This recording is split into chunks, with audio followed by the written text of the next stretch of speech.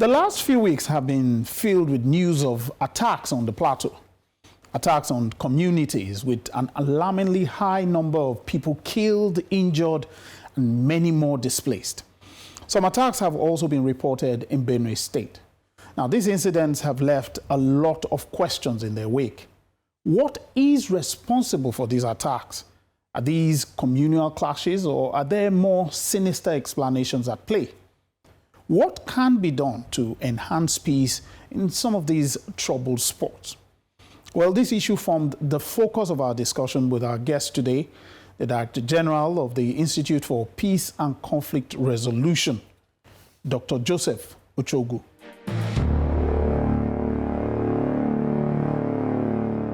Hello, and thank you for being our guest today. No, thank you, Larry Lassisi. My pleasure to have you here. And I think this interview is coming at a point where Nigeria really has been contending with some issues, and Nigerians have been asking a lot of issues. Your agency is named with magic words, peace and conflict resolution in a land that looks like we keep grappling with conflict. So I would like you to start by please telling us about the agency. The Institute for Peace and Conflict Resolution was created in the year February 2000, by the former President Olusegun Obasanjo, as Institute for Peace and Conflict Resolution. The act for the Institute was passed by the National Assembly in 2007 and signed, of course, by the President. The mandate of the Institute was very clear. At the inception stage of the Institute, it was actually likely an African-centered conflict, that projects Nigerian foreign policy direction and projects how Nigeria does peacekeeping, peace operation, peace building, mediation, negotiations, to address some of the internecine conflicts across Africa. But you know that after the Cold War, and immediately with democracy, all the suppressions by the military of the respective agitations, a respective part of the country was like a bubble that busted from the bottle, because the expressions of people were suppressed by the military regimes. But with democracy, it was like a bloop everywhere. The Niger Delta crisis, the Kaduna crisis, and several other ethno-religious, agitations, just blew up on the government, at that time. So the government, in its wisdom, decided to, created an internal conflict prevention, management and resolution directorate, for the Institute. So the Institute is largely created as a research think tank, to provide the Nigerian government an empirical-based evidence, in terms of what are the root causes of this crisis, what are the solutions to this crisis, how do we go about them. And also we do research, advocacy, direct intervention mediations, and we provide policy advisory, to the political leadership, and we report directly to our authorities and provide them advisory. Our work is such a very unique kind of work that we do. We are not the conventional civil service kind of organization that we operate. We operate largely like a development agency, a peace agency. Majority of our staff who have the right skill sets and all that have found their ways to the United Nations, to the African Union, to ECOWAS, and to other international governmental organizations, both home and abroad. The reason why that is so is that we have this innovative and creative approaches, in understanding issues, both conflict issues, peace issues, development issues, humanitarian issues, and governance issues, based on the kind of research that we do. On my own, for example, I've moved from the Institute back and forth, in the last 22 years that I came into the Institute. I was in the presidential villa for 6 years as special assistant in the office of the chief of staff. I came back, I spent like a year, and then went to the British DFID, in terms of working with them for another 1 year as conflict advisor, and then came back. I do lecturing, I do research, and we wear a whole lot of caps, in terms of addressing some of these issues. The reason why that is so is that it puts you in a very right state, to objectively, look at issues that happen to your society and see how you can help society reconstruct itself in a much more better and idealistic way. And that is what peace is all about. So if you don't have peace, you can't give peace. So you, even as an individual working in this kind of setting, you must first and foremost imbibe a culture of peace. But like I told you, with a lot of agitations, that was happening in Nigeria, and then the kind of politics also, because there is an interconnectedness, between the level of violence in a particular society and the kind of politics too that people play. But in this particular space, we've been helping, providing nuanced understanding, on these concrete issues of how society can transit from a culture of violence, to a culture of peace. And I think that that is a more critical issue. And also to mention that peace is not something that can be contracted. Peace is something that has to be crafted, which means that it takes a lot of time. It's not something you throw money at. It's something you need to build. You need to engage the people, a lot of stakeholders engagement, a lot of dialogue, a lot of negotiations, a lot of give and take, a lot of consensus building, between the people, to be able to build peace in a particular society. So anywhere you find violence, it means that there is a good level of disagreement. So what we're having in the country today, for example, the pockets of violence we are seeing, what I call the liberalization, of violence, across the nooks and crannies of country, to a very large extent tells you that there are certain things that are responsible. And why is it so? It is so because there is proliferation of small arms and light weapons, which makes for easier availability and accessibility of these small arms, to people, therefore making the non-violent conflict resolution approach more unpopular because people easily can lay hands on the weapons and then they can use that to suppress themselves. So the more you can suppress your opponent with power, the more you're entitled, to hold on and decide what happens. So that is the kind of contradictions we are seeing in the society. So to deal with these issues, we need a more holistic approach, on how we begin to create consciously and deliberately, a national program, for the reduction of violence, so that we can reverse the culture of violence and entrench a culture of peace. Okay, before we now give what we could address, I would like to look at the peculiarities, because there are different forms of conflicts that we are dealing with in the society. So maybe I should ask, from your background, one, and also from your rich work here in the Institute, how would you classify the types of conflicts that appear to be occurring from the time you people have spent 25 years ago? What's the picture that you're seeing? Mm-hmm. Okay, fine. One, you have resource-based conflicts. Okay. Resource-based conflict is where there is a competition. And you find resource-based conflict around the farmer header crisis. Yes. Where people struggle over land and water usage, in the place. They struggle over land and water use. Therefore means that because of the scarce resources in that place there will be a struggle over who uses the land and who uses the water. So particularly between farmer header, that kind of crisis is resolvable because you can engage the parties and get them to have a conversation on how to share the scarce resources that we've had experience in Plateau, in some communities and some other parts of the country, in terms of how people have to manage land and water in a shared way, in a much more acceptable, communal way. But herein lies the problem, particularly as regards farmer header crisis. The criminalization of the farmer header crisis makes it much more difficult and intractable to resolve. Can you please explain what you mean by that? What that means is that farmer header crisis over land and water use is resolvable because once there are parties to it who are farmers and who are headers, the header needs the farmer needs the header. So it's easier to engage them, to have a conversation, and to resolve their differences, for them to share the available resources. But once it is criminalized, where cattle are rustled, where farm products are stolen, then it becomes a criminal angle. And I think that is the lens within which we need to see some of the things that is happening around, our society, that is not so much about conflict in the real terms of it, because conflict are resolvable, but criminal actions cannot be resolved through the same mechanisms of conflict resolution. And also note that both the farmers and headers have different identity. the manipulations of this identity also makes it a bit difficult, to resolve. Because once you find elements along identity lines and you find criminal and rogue groups, and at times maybe terrorist groups infiltrate identity lines and infiltrate, when I mean identity lines now, it could be Christians, Muslims, it could be crop farmers and headers, they move into these identity lines and create the kind of violence that they need to create. That becomes a bit difficult, and that makes it a bit protracted. And that is why I said the length or the pathway for resolving that kind of crisis is a bit different.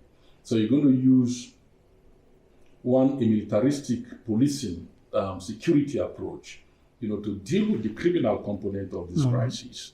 And then you need to use a conflict resolution mechanism component that is non-violent, to address the conflict aspect of it in terms of the adversarial distinct, providing some level of understanding and engagement and dialogue and negotiation to enable the parties continue with their business in a much more peaceful way.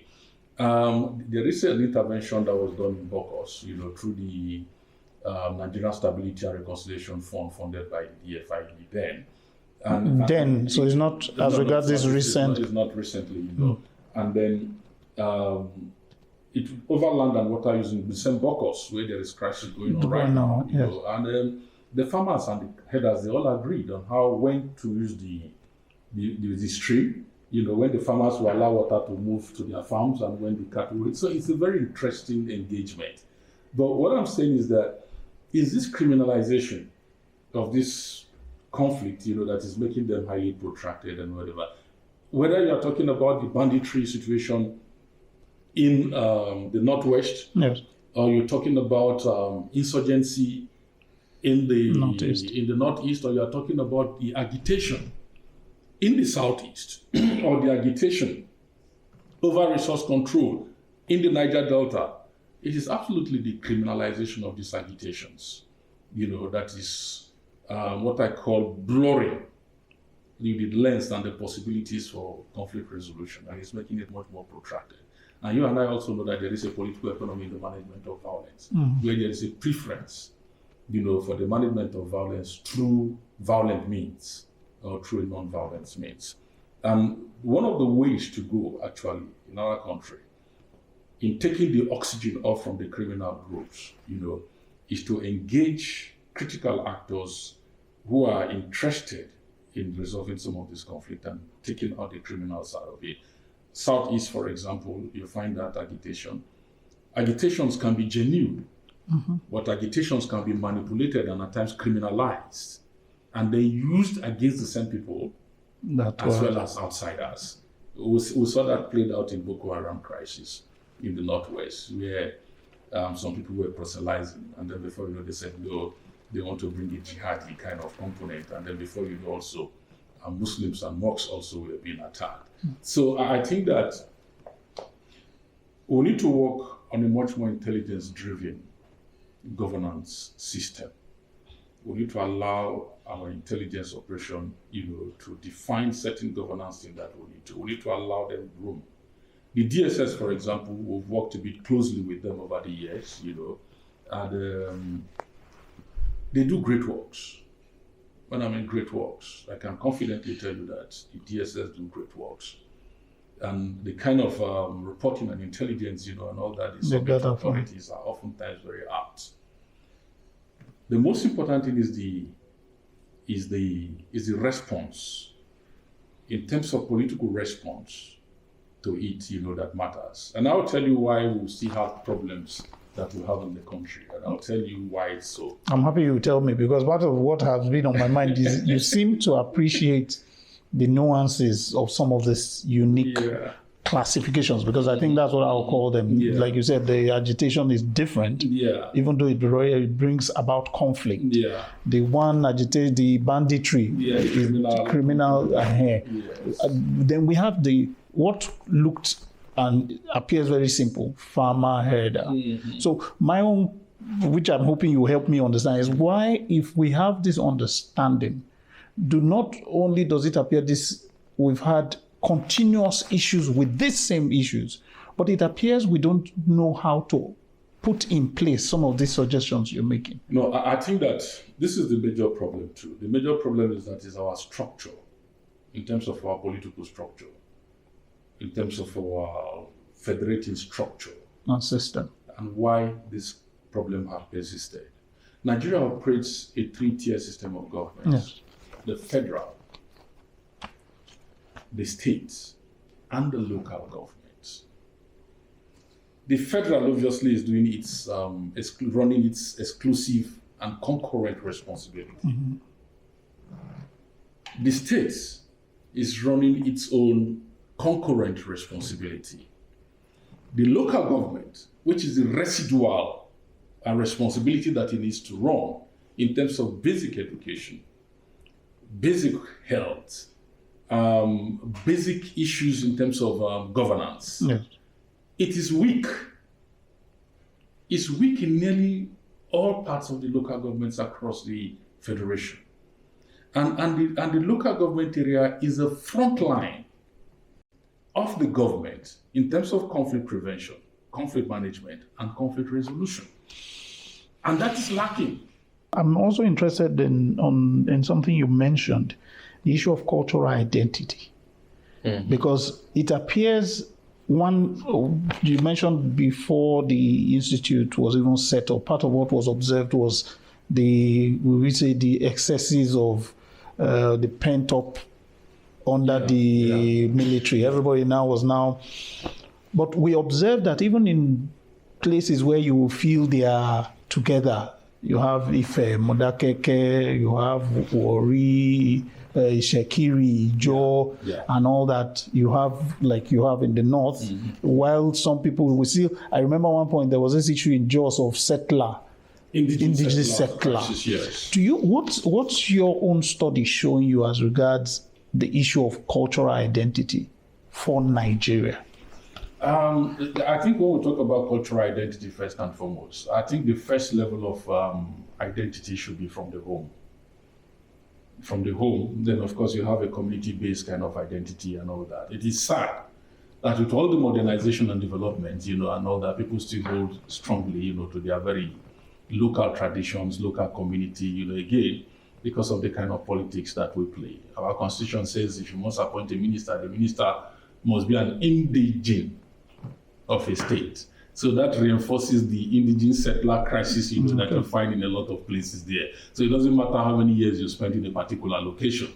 Your ancestry is being traced to where you come from. As a result, you cannot, compete or contest, for power in that particular location. So that reinforces it. But in terms of identity, we have a national identity represented by our symbol, which is our flag, our national anthem, and some other cultural issues that we easily relate with. For example, you see me wearing this cap. This is largely, a southwestern cap, but I'm from Benue, Idoma-speaking region. So there is this cross-cultural thing, that education and migration, and social mobility also make people to integrate, which of course, like I said, our politics oftentimes divide this kind of thing. That is why at times you hear people say, even in Lagos politics, they say, no, it's from Ogun, it's from Oshun, it's not from Lagos, and all that. But we need to grow beyond that level to begin to build some level of national consensus, over certain things. And sadly, and I must say it here, we don't have an elite consensus over critical issues that bind us as a people. And because we don't have elite consensus over critical issues of violence, of conflict, and all that, and because people politicize it, what we call the politicization of conflict, or the politicization of conflict, violence management and all that, once people begin to politicize it, for their own selfish thing, then you begin to find conflict continue to endure in a particular society, because people politicize it, people monetize it, people criminalize it, people ethnicize it, some people religionize it, So when you find people becoming enclave, in very serious matters, that they need to deal with and resolve, then you find that kind of crisis becoming protracted. And it's not too good for the society. That is why we cannot continue to afford this luxury of management. I know that international community actually amazed at how we've been carrying on as a people. How we've been, in spite of all these crises that we are seeing, how we're managing it. And they also want to learn from us, how do we carry on? How do we resolve some of these things? How do we still move on? And business is still moving on. And what they are hearing, they are still hearing and all that. But I think that it still affords us the opportunity, to work on some of the things, that we have. For example, the current government have a 8-priority agenda, that it needs to run with. There is this component of it that I like so much, which is inclusion. In terms of financial inclusion, social inclusion, cultural inclusion, and all that. We can unpack that, to ensure that we leave no one behind. When we have a policy of leaving no one behind, then you know that the out-of-school children, the unaccompanied orphans, and all the vulnerable ones in our society, we're able to take care of them. But like I said, we need the local governments to function and function properly, to take care of the immediate demography, for which local government govern. If we don't do that, we'll continue to replace some of the issues, that we have. What's your reaction to those who say peace is not the absence of force or strength? That that state of we're at peace can only be brought when you can make it clear that you have capacity? Actually,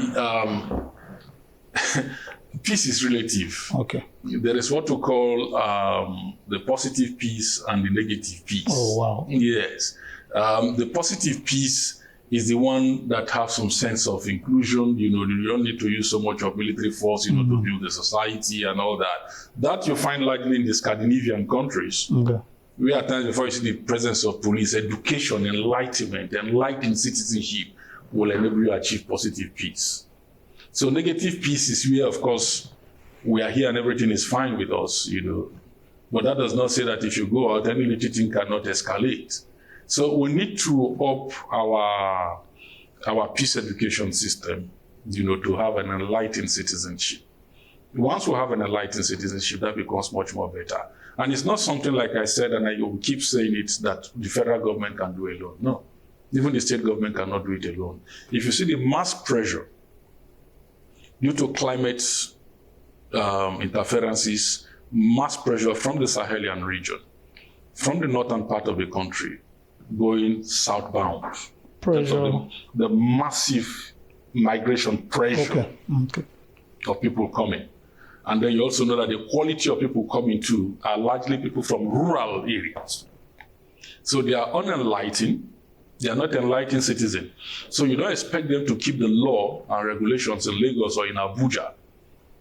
So you're going to be finding crises in those places in terms of law and order, policing challenges and all that. And before you know, identity crisis could set in too, because they're all coming from one particular place. So that is why we need to be very deliberate, in managing some of the things we manage. And I used to tell people that governance is not about contracting. Governance also is about behavioral change, how we regulate human conduct and ensure that human beings behave the way they need to behave. But we need our elites to begin to have a rethink. Okay. It is not necessary that any government that comes, we must oppose the government, we must stampede the government. No, I'm just being honest with you, because I've been in this system for over 20-something years. I've had the privilege of working with 2 presidents who are from different parties.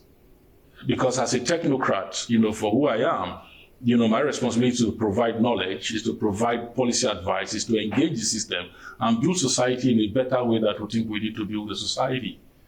The media are doing their part, but I think that the Nigerian political elite need to up their game, because we can't continue on this track of connecting ambitions with violence or disordering society and want to reverse society to start again afresh, because either it's not you that is there, somebody else that is there. Let's see if I can take you up on part of what you were touching on. You mentioned the issue of is it the criminalization? Yeah, criminalization, yeah. Yes. Now, my own point is, just as you said, it appears it waters or makes more challenging resolution with whatever the issue is. But is that not where the security component should be up to date on that? Yes, I think that once we've seen diverse military operations, Yeah. in different theaters of conflict, trying to address some of these issues. As ad hoc as those arrangements are, they're sadly becoming like the norm. True. Which is not correct, and the reason why that is so also is because of the issues around identity. No matter the level of kinetic deployment in Nigeria, we're not going to resolve the crisis. And I'm so sorry to say that. We can reduce it, but we can't resolve the crisis. But because of what I mentioned, that the third tier of government, which is the local government, they are not functioning. And even where they are functioning, they are very, very weak. Particularly in local areas, not the urban areas where we have the complementarity of state institutions, and all that. But in a lot of local governments, the swaths of land Nigeria is. That is why we need to empower the local government and empower local communities, to be able to take local governance and community governance in place. We need to reinforce some of the existing traditional peace structures in some of these places. When you say traditional, you're talking of the traditional institutions, because when we say they are there, but majority of them don't even have a role because we don't even identify a role for them in the Constitution. So they are just there as largely titular heads of villages that have no respect from youths who are restive in these local communities. I hope there is what I call the ruralization of violence in one article I submitted to our court. Criminalization and the ruralization of violence in Nigeria. What that means likely is that in the rural area, a lot of criminal groups, have emerged. I'm sorry to use some words that you might not. There is something I call the defulanization of conflict in Nigeria. What that means is that we cannot continue to profile the Fulanis and expect to get results in addressing farmer header crisis or in addressing some of the violence that we have. Because when you say Fulani headsmen, you become very emotional.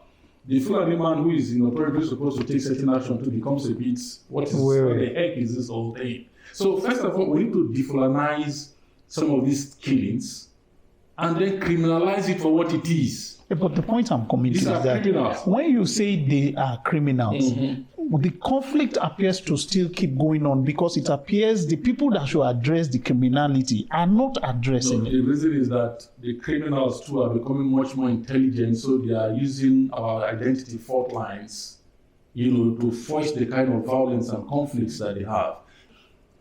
We need to invest more. There are investments going on. There is a livestock transformation plan of the Nigerian government. The current government has set up the Ministry of Livestock Development. Yes. You get the point? There is what we call the LPRES, Livestock Intervention from World Bank. Yes. There is also the ACRISAL, which is World Bank interventions to be managed by Ministry of Environment and Ministry of Agri, respective interventions that are working in those spaces.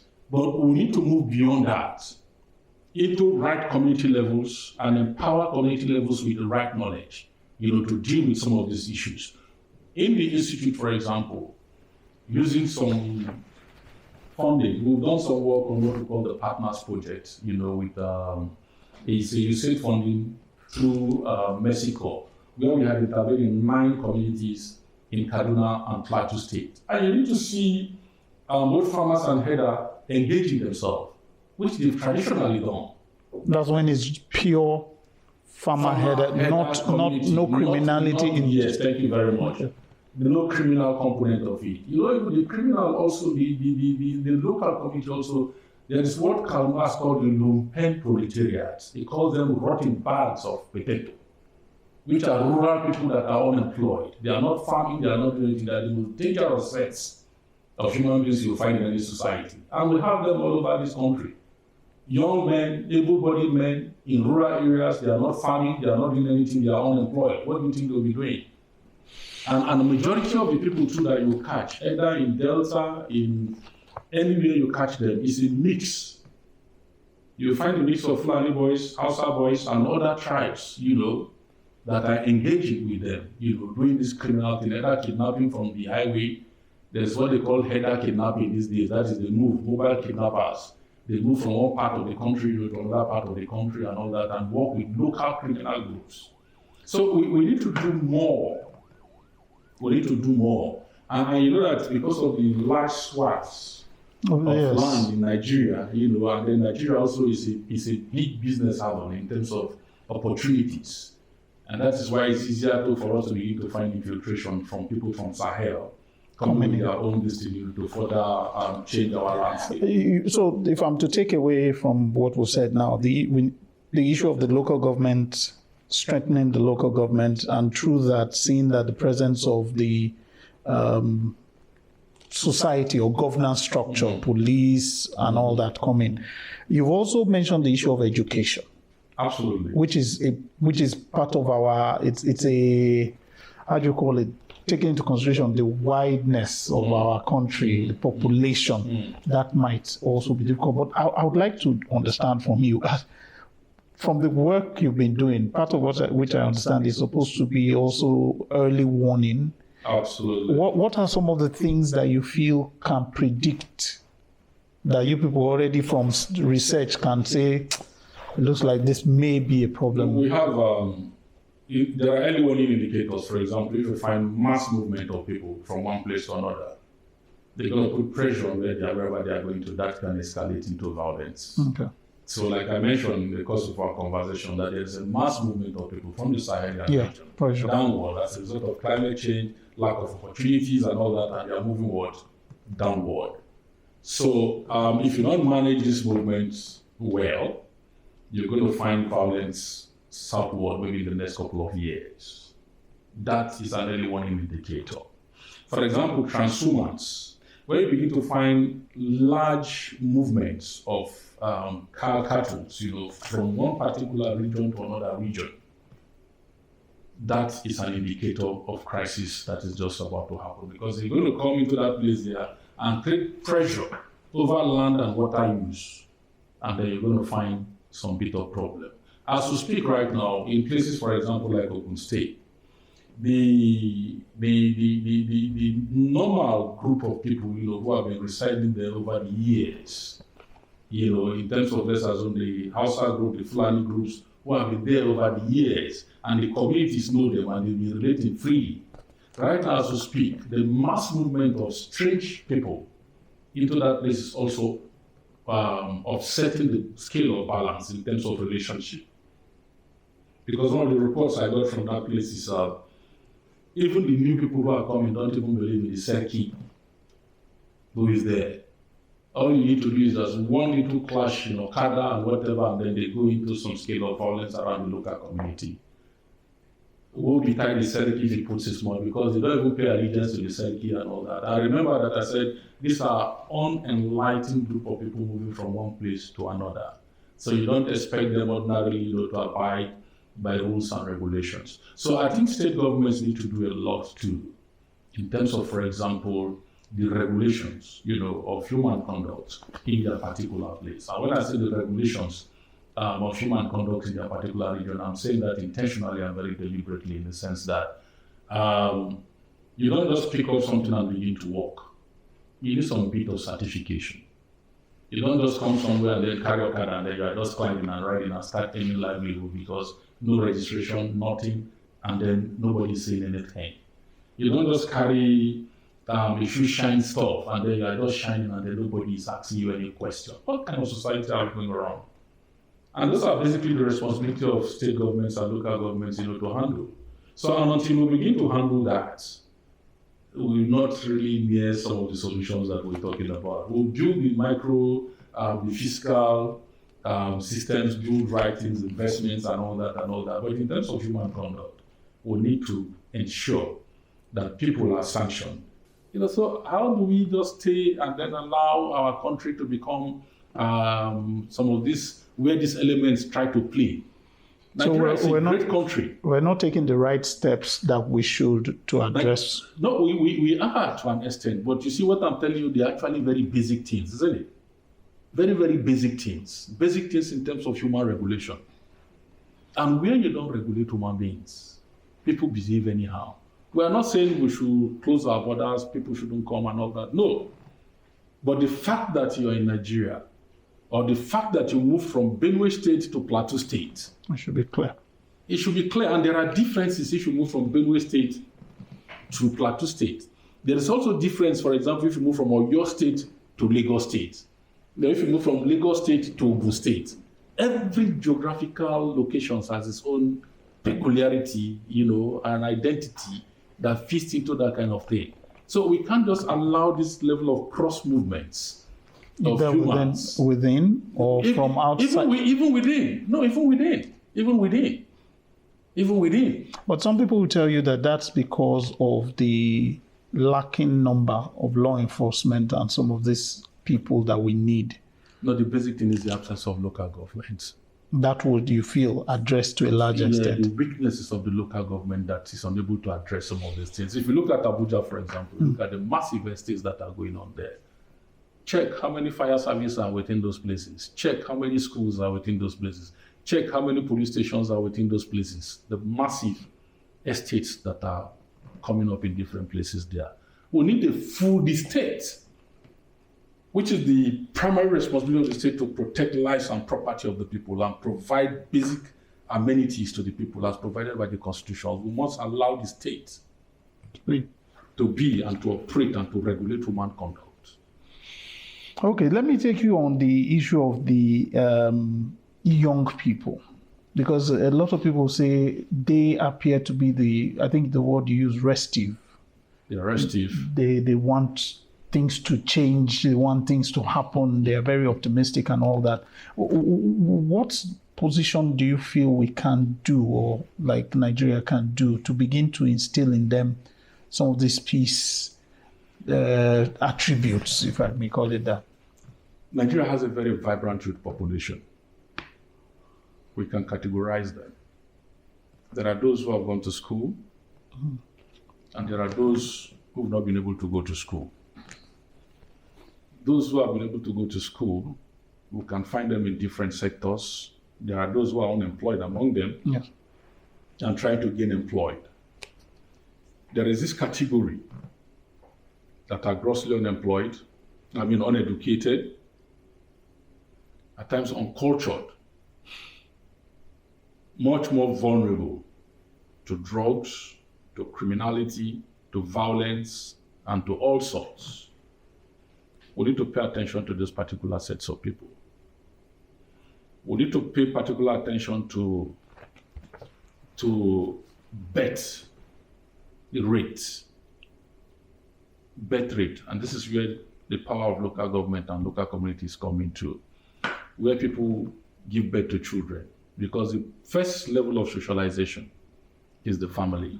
Once the baby is birthed, his socialization starts with the mother, and then the immediate family, and then the immediate environment, and then the school system too.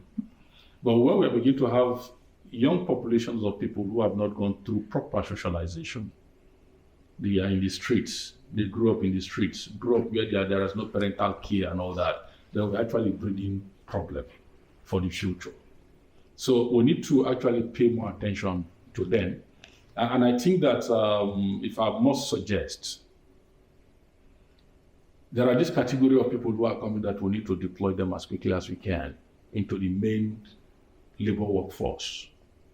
I think some of the large projects, infrastructural projects we are doing, we need to find how to take tens of thousands of these young populations into those fields to do our superhighways from Lagos to Calabar, from Maiduguri to Port Harcourt. Our rails, we need to pump those energy into those places there. Engage those youthful energy. Because right now you see the burgeoning market in terms of the Yahoo industry. And I'm sorry to say it, if we continue on this track without nipping these things on the board, in the nearest future, you might not even be seeing mechanics. You won't see mechanics, you won't see builders and all that, because they are taken into trades that are not conventional trades. They are going for easy kill, easy quick one, and all that. And the level of population of young boys who are going there, those who finish secondary school, who are refusing to go to advanced school, go into that one because it's what they call hammer. I want to hammer, So they go there. So there is a high level of social. So this is another warning sign. It's a warning sign too. It's an early warning sign too. Okay. Let me take you quickly on the issue of electoral violence. Yeah. Because that looks like another one that is unique to Nigeria. I remember covering the elections and they will tell you if you go to Benin Republic, nobody really bothers if there's an election or not. So what is your own take on resolving the conflict that arises during elections? Yes, I think for the elections, why is there violence in Nigerian election? I think that, don't mind me, I'm not just being simplistic, but why it's so is because of the zero-sum nature of our politics. The zero-sum nature, the winner takes all. You get the local government chairmanship and then it's just about you. So that struggle, to win election, becomes intense, at times intensity in terms of violence, and all that. So that's why there is much electoral violence in Nigeria. The whole spirit of winner takes all. And it's been there, from time. But I think that there are a lot of awareness, there are a lot of follow the ballot, there are a lot of works, that has gone into this thing. People have worked, and the Institute too also have worked. I think the Institute have helped INEC, part of our advisory some years back, I think 2025 election, to ensure that internally displaced persons were able to cast their votes. We are also part of the disability initiative to ensure that disabled persons are able to work. So the point again is that in terms of reducing electoral violence in Nigeria is how do we, because our politics is a very rich politics. Rich financially. Yes, it's a very rewarding Okay. political system to the political class, so it's going to continue to be a bit zero-sum in terms of how people engage and how people approach it, both at the local level, at the state level, and at the federal level. Also note that why our local government system too is not able to work functionally too is because of the kind of politics too that we play.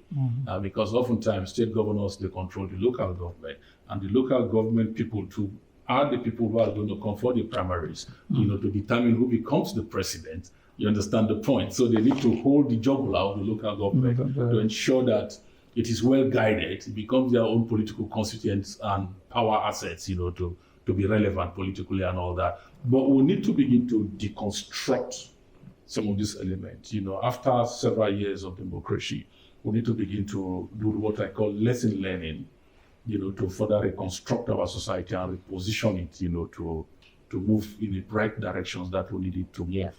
Of course, with the constitutional review, some people are talking about a parliamentary system of government, that allows some bit of inclusion, some bit of negotiations and all that, to happen between people. I think that it is high time actually that we need to have a rethink, on how we're going forward, because the whole world is actually looking on Nigeria, and how we move our systems, to ensure that we achieve what we need to achieve. How do you get your advisories? Because it appears you're a think tank. Yeah. You study, you know the science, you appreciate some of the things that can be done. But Nigeria continues to be a place where it looks like conflict thrives. What are the challenges you are facing that it appears your impact is not helping? Yeah, I think my very first year, in the presidential villa was an observation which I noted. That was 2011 or so. That there is a disconnect between research, policy, and practice, and then reform. Because what research does is to provide a pathway for policy. Suggestion. Yes, for policy reforms and then to change in practice. Because one thing is to reform, another thing, the practice too must change, along the line. Okay. And I think I observed that largely when I worked with the UK government, in DFID. They take it seriously. They take any information that you bring seriously. There is a competition for information, there is competition over ideas and to see which one fits. And then you see different agencies actually working, to ensure that it works. In our own climate, it's a bit still docile in terms of how research informs policy substantially. So we need to connect those dots to make it work so better. In terms of the policy advisory that we do, I do what I call at times restrictive policy advice, which means policy advisory on the need-to-know basis. That you won't see anywhere. Take to the relevant action in authority that we need to send to. We also have our national conflict early warning and response system here, where we collate data. We have a community level based early warning volunteers who pass information from us from different communities in different parts and all that, and then we share to relevant actioning authority. We have also created the national core of early responders in relevant agencies, because there is a way the bureaucracy, in respective organizations, work at times makes cause for delay. Yes. So in the early warning, early response, we identified that the response component of the early warning, early response continuum was weak. So we focus on the response component to ensure that we activate it. But I think it's still work in progress, with the relevant stakeholders and all that. And I can assure you too that in the last 2 years of my being here, I've enjoyed some bit of tremendous goodwill, and access, and we're still working on those components of it to ensure that we have relevant kind of access. The reason is that, like I said, governance is not all about contracting. Governance is about the regulations of human conduct, and that is where we come in. How do we assist authority to ensure that we do things differently, to change the behavior of people? Government is a very powerful asset. Authority of the government. In those days, we used to say in political science class that the government can do and undo, including what government cannot do is to change a man into a woman. But now we know that government can actually change a man into a woman, by legislation and all that. So there is nothing that government cannot do. So what we need to do is to make it much more sharper, much more smarter, and then allow sanctions to take place. Because when you don't sanction human conduct, human beings will react and do anything they want to do. So we need more of sanctioning, ensuring that people follow the law. They say you can't cross this lawn, you can't cross the lawn.